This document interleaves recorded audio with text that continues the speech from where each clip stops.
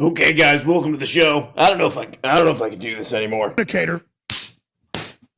I'm serious, man. I'm 2 inches, folks, from walking out here forever. Can't do this anymore, man. I don't know if I can do this anymore. See, I just can't get mad on air anymore. I may just never come back. You know, I mean, seriously. I don't know if I can do this anymore. I don't know if I can do this. Okay, guys, welcome back to the Pendejo show. This is a weekly segment we like to call What's Ben Shapiro Up To? Let's check in on him. I'm sure he's acting normal. One of the most popular political personalities online. I'm sure he's saying sane things that are going to help people's lives. Welcome to the first annual Media Fibbies, a year-end review including awards for the dumbest, the worst, the cringiest, and the wokest moments from mainstream media in 2021. The Late Night Loser Award for cringiest late night host. Oh man, this is a hot competition, this one. Wow, this category, it is stacked this year. So you got Jimmy Fallon trying to laugh through the pain with Joe Biden. I mean, I got vaxxed, I got boosted, I got whatever you got. If you want me to wear red pants, I'll wear red pants. You got Stephen Colbert, who's just turned his show into the Democratic Socialists of America roast every evening. Vaccine! Samantha Bee, I think, counts in this category. She's still considered a late night host, even though no one has ever seen her show ever. There's a severe lack of awareness. Trevor Noah, I believe, is in this category. I generally agree with Ben Shapiro here on this one that, yeah, network TV is not very interesting. But have you watched your show, by the way? Like half of your show is a guy rapidly reading a laptop. It's pretty obvious that they're going to start pushing vaccination proof for places of leisure, restaurants, gyms, and other places. This is what Lori Lightfoot suggested. So now is the time to act, and we will. Okay, and this is happening all over the place. And then the other half is like ads. This is a 12-minute video, and that's including the end roll. You know, the subscribe to my crap stuff. 12-minute video. There's a 1-minute ad in this thing. That's how much this guy has to squeeze every cent out of this thing. And he's like, these shows suck. By the way, I'm going to do an ad, a 1-minute ad and a 12-minute video. That you need to lower that gas bill. The best way to do that, you need to check out Get Upside. What a My pervert. listeners are making a... Look, I make fun of other shows too, okay? But at least I admit that this show's a real piece of turd.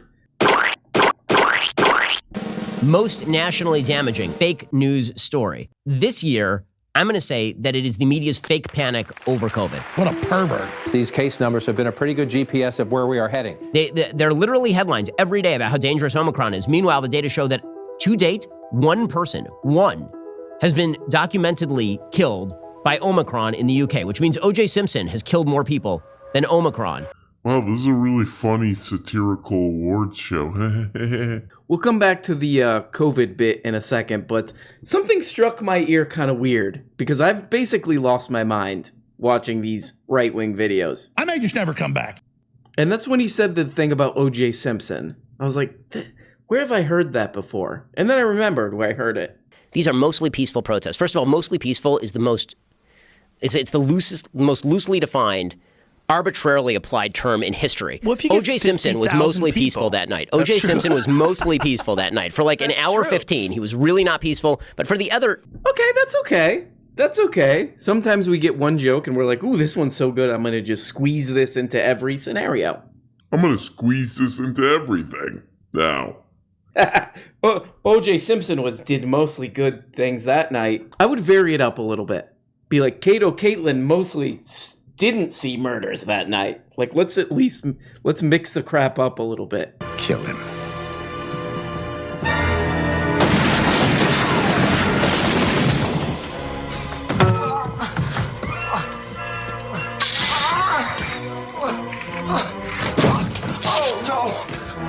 Next category, the 2021 Lifetime Achievement in Hackery Award. Wow. Another competitive category. Bed made of I'm money. going to go with someone who's young, a little young for a Lifetime Achievement Award, Ben but Shapiro. has really demonstrated true hackery above anyone else on TV at this point. Bed made and of that, money. of course, is Ben Shapiro. Brian Stelter over at CNN. Whoa. Weird. Shocker. That's a twist. Most overpriced TV host. George Stephanopoulos gets paid like $15 million a year, which is incredible for a man who has never demonstrated ability to do things. I'm George Stephanopoulos. Who imagined when they were inhabiting the headquarters of Keebler as a Keebler elf, that he would be making that kind of money. Landslide. It's an incredible, incredible achievement. I might be misunderstanding what he's saying. Like, I even looked this up at like George Stephanopoulos Keebler. Then I looked up like the War Room. I looked up like anything George Stephanopoulos has to do. And I was like, Keebler. Maybe there's some inside baseball politics thing that good dork thing that I'm missing here. Couldn't find anything. So is Ben Shapiro making like a short person joke against this guy? I mean, look, me and Ben are in the same boat, okay? Again, I talk about this on this channel many times. You know, my doctor did tell me I'm a borderline dwarf. So I don't go around as a miniature person. I don't go around telling people, hey, shorty. Hey, shorty. Telling someone who's like 2 inches taller than me, hey, short stuff. Because what I've learned is that is a cruising for a locker stuff, as I call it. Okay? A locker stuffing. If you're looking directly into the eyes at somebody or looking up at them, the short jokes you might want to pass on that. That's all I'm saying. I may just never come back. What a pervert. Alrighty, now we get to the big categories, because we're reaching the end of this show. Worst host. Wow. Bed made of money. So much competition in this Ben category. Shapiro. We had to expand the category. It used to be 5, now it's 10. Benjamin There's Shapiro. only one host, I think, who's really fit for this category, Ben as it Shapiro. turns out. Worst host. Just bad at being a host? No. Unwatchable? Samantha Bee. There's no redeeming quality to Samantha Bee. People are hungry. I mean, again, this is true. Like, look, I'm not watching Samantha Bee, okay? She was actually kind of funny on The Daily Show, actually, from what I remember. But I like, just most people aren't watching network TV as much, so I don't know what she's doing on there. Seems not interesting to me. I'm just gonna, sorry to. I'm sure Sammy B's nice, but I don't know. I don't care. But like, again, let's compare it to the guy who's talking about it. At least she has like joke writers, At least the show's like well produced. They'll do like little segments out on the street segments and the little act outs or whatever. Again, I would encourage Ben Shapiro to watch his own show and then be like, yeah, I should be more humble. Actually, I should be a little bit more humble because this is unwatchable crap. And also, like, your company is putting up people like Michael Knowles and what's the guy with the beard and all that. I mean, literally, I would say probably some of the least charismatic people, not just on YouTube or in the world now, but who have ever existed. And we're talking about going on to the Roman times. So, I'm just saying, let's have a little perspective. It's toward the end of the year. If this party had any brains at all, if they had 2 brain cells to run together, all they would have to do is say that Omicron is actually not only not a bad thing, it's actually kind of a good thing. Because Omicron, in reality, means everyone's going to get Omicron and pretty much no one is going to die. There's news out. So what Joe Biden should have said in his little speech the other night, he should have come out and he should have said, listen, I know Omicron looks scary by the media coverage, but let me give you the actual stats. According to South African data, this thing is 80% less likely to kill you than Delta, which means that statistically speaking, Omicron is less likely to kill you than the flu. So Ben Shapiro from the beginning of this thing has been in the get back to work camp like the rest of his comrades. And, there could be a more nuanced discussion about like, what really do we do now? A lot of people are just like, they're like, screw it, I don't care, I'm going out, whatever. There's a discussion to be had there, but just to address what he's saying, it's definitely misleading, but it is true. Again, it's great that it's less deadly, it looks like. Again, they're still researching this stuff. Nobody knows for sure yet, but it's looking like, so far, that it's less dangerous in that way, putting you in the hospital and so on. However, what he's saying is still very stupid and very irresponsible. I'll read this from the New York Times. Even if Omicron does turn out to be a milder than other variants, it could still push hospitals to their limits. A smaller fraction of Omicron cases may require hospitalization, but if the number of Omicron cases is much bigger than in previous surges, there will still be more seriously ill patients to treat. And in the United States, those Omicron cases will stack on top of already high levels of hospitalizations driven by the Delta variant. Here's a good way to think of this. What if there were 2 O.J. Simpsons, right? And one O.J. Simpson is really good at stabbing people. Like, he gets people on the first stab, and then they're dead. He gets one Nicole and one Ron. What was that guy's name? Ron Perlman. He gets them in one stab. And then there's another O.J. who he's like, he can barely stab anybody. But the bad stab O.J. is he's just going at everybody. He's going to get a lot of stabs. Okay, moving along to the next little segment here. There's this, I think I got one of these as an ad, actually. Ben Shapiro and Jordan Peterson, and I don't even know how to describe this. It's just sort of them, like, walking around, but I guess it's to humanize them, but why? They're weirdos. I think that's why people like them. It's like, oh, Ben Shapiro knows what he's talking about. He's a weird guy. He reads all those books or something. Like, that's... What makes you a better person is the adversarial element. There's this idea in neurophysiology called opponent processing. It's really cool. So if you want to move your hand really smoothly this way, you can do it like that. But it's nowhere near as smooth as if you do this. You can be absolutely precise. So you really tense this hand against this hand, and then this one relents a little bit. It's absolute precision. I mean, this guy's still super popular, and it's still as baffling as it was when this guy first blew up on the spot. When he first rolled up and said, "That is my own sperm." And the theory has always been he's the dad to these disaffected Utes. He's their dad. But you watch something like this and he's not really a dad. He's more like a weirdo at a bad party. A guy who's like, you do this and it's persistent. You're like, yep, okay, where's my friend? I gotta get out of here. He's like, yeah, so check this out. It's like this. Yeah, no, that's bad. You do like that is better. And you're like, okay, man, thank you. Just keep it over. You almost hit me, you idiot. Look, Jordy's been through a lot. Let's not give him too much of a hard time. The thing is that no matter where the conversation... Right, which is how a man would understand a woman. It's like she's like me, except smaller. Right, exactly. Right. And then, once she starts to bear children, then he calls her Chava, right, Eve, the mother, which is the same root of life and Chava, right? Chai is the same root. So it's... is that etymologically related to the word for chaos? Do you know? In Hebrew? Hebrew? Yeah. Like at the formless chaos at the beginning of time. Is there a relationship between that and Eve's name? I don't think so. I'd have to check it. But I'm sorry. That's some. You know what? Like, sometimes I'm like, oh, I just want to make fun of these guys. I kind of feel sorry for Jordan Peterson. I feel sorry for Jordan Peterson a lot watching his videos. I'm like, I'm gonna make fun of this guy. Then I'm like, oh God. I mean, Ben Shapiro knows a lot about this stuff, clearly, and it's kind of interesting what he's talking about. So he's going on and on about this, and then Jordan Peterson, he's like, is that like the chaos stuff that I talk about? Like, he just kind of starts trying to work in his own crap into this, and Ben Shapiro's like, no, Jordan. Nope, I don't think so. But, yeah, whatever you want, dude. But you know what? Yet again, I have to say, I don't blame you. I don't blame you for doing that. I saw that movie Midsummer way later than everybody, like a year later than everybody else already saw it. And I kept trying to work it into conversations because I want to talk about it. And people were just like, yeah, we already been there, dude. Enough. We're not talking about that. Oh, sweet Jesus. What a shocker. Another Daily Wire ad. This is really, we're talking hundreds of thousands of dollars of ads in this thing.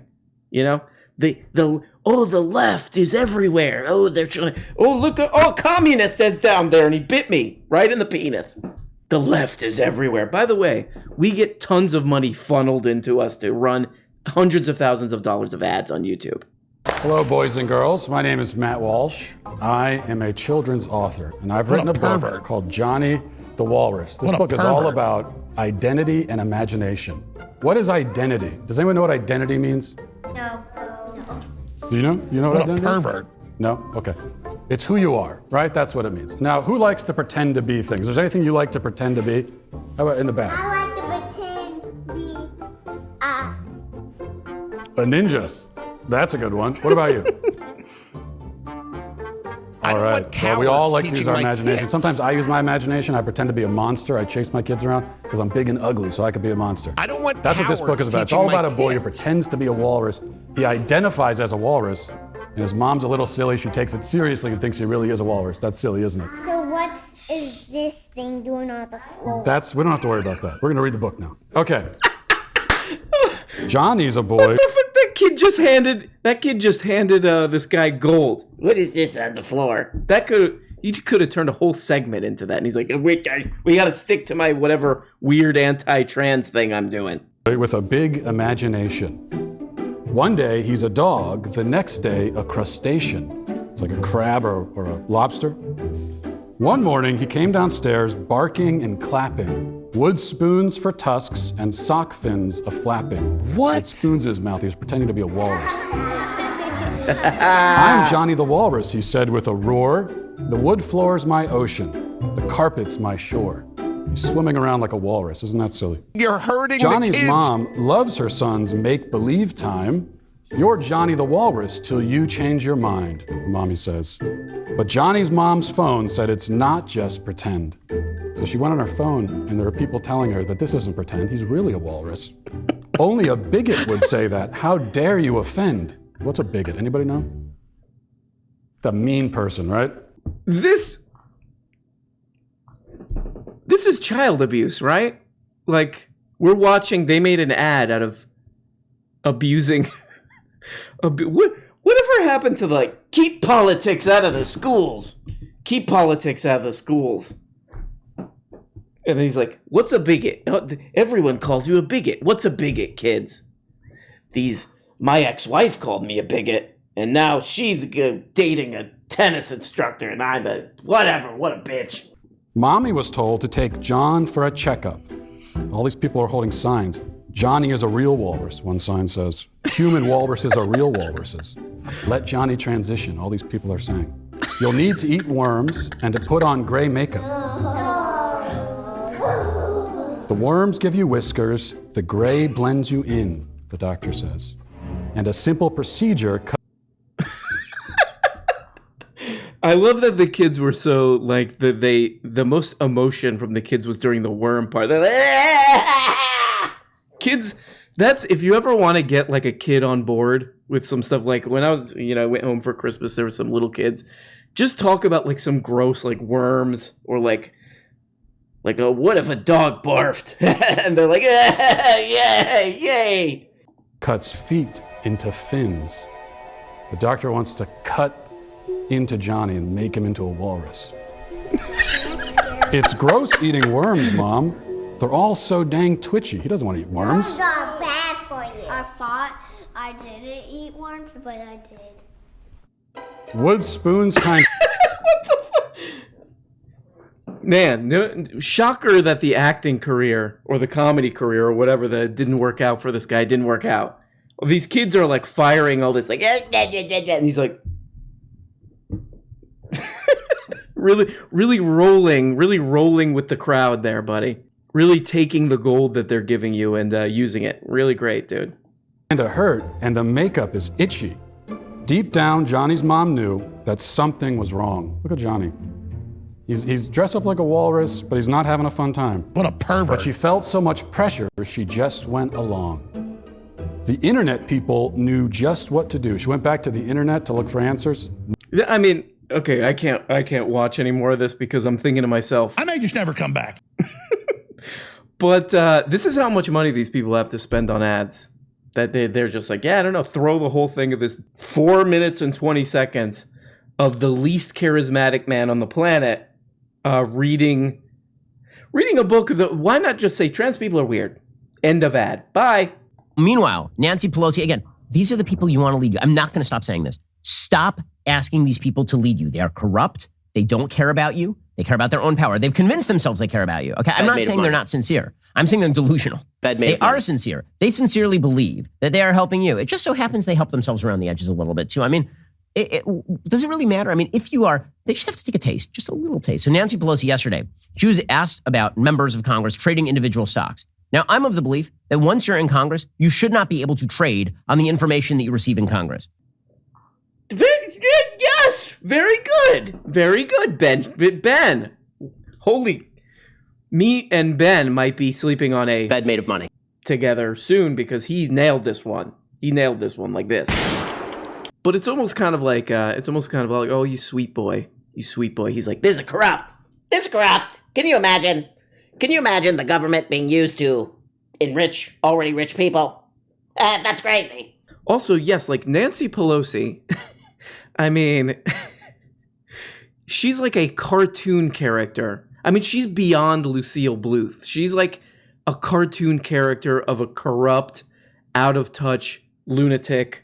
It's astounding. Hearing Marxist-leaning Nancy Pelosi talk about what a wonderful free market system we are. But it's baffling. Like, in the same breath, he's like, I can't believe this coming from borderline Marxist Nancy Pelosi. He literally says that. I mean, this is the level we're operating on around here. The person who's defending insider trading in a government run by large corporations. She's a Marxist. She's a Marxist. She could be a Marxist, but she's like using her knowledge of Marxism into like the reverse, maybe. So this Marxist Nancy Pelosi, she's doing all this insider trading because Ben Shapiro knows like his team, his side of this thing. Nancy Pelosi, that leftist Nancy Pelosi. I guess she's the only one doing this. But here's an interesting little summary of this crap from Insider. 52 members of Congress have violated a law designed to stop insider trading and prevent conflicts of interest. And I just brought this up because it perfectly illustrates what I was trying to say, but this is the whole point. This is all of them do this stuff. Dianne Feinstein, of course, Tommy Tuberville. My name's got tube in the end. Senator Roger Marshall from Kansas. Oh, Rand. Wait a second. Rand Paul's doing a scam? No way.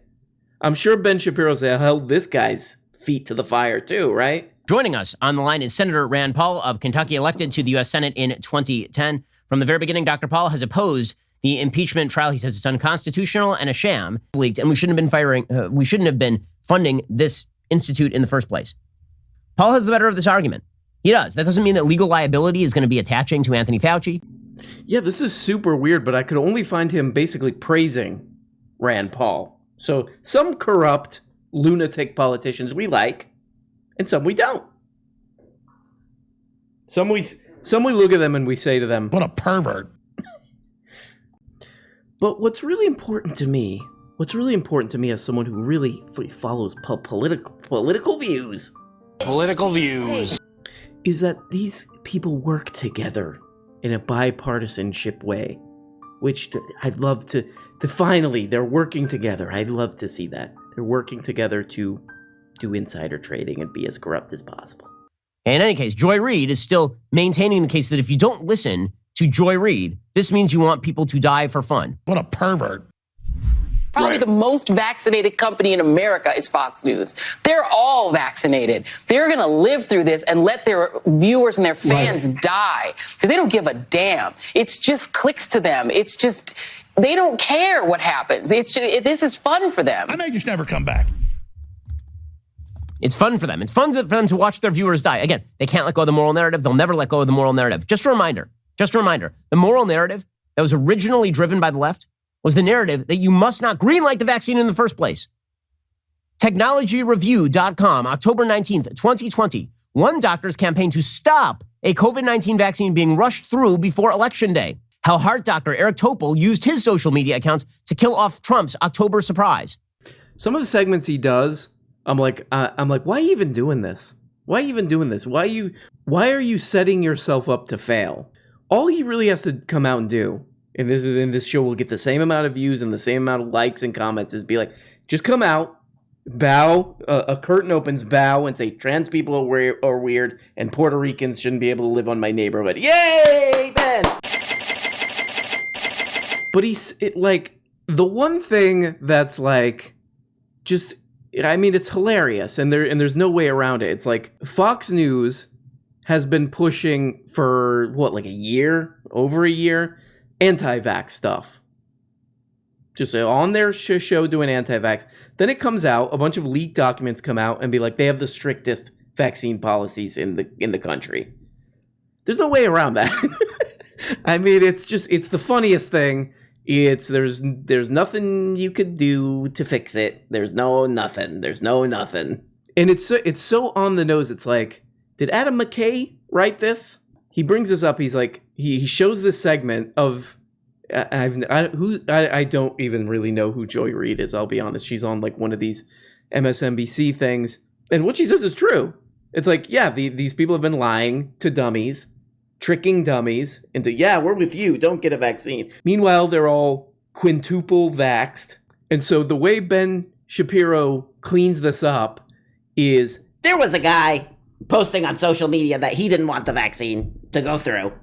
What does that have to do with the I don't know. They don't. These morons who watch my show don't know. They don't care. So there we go, guys. I think I might just quit. I think I might just leave. I can't do this anymore.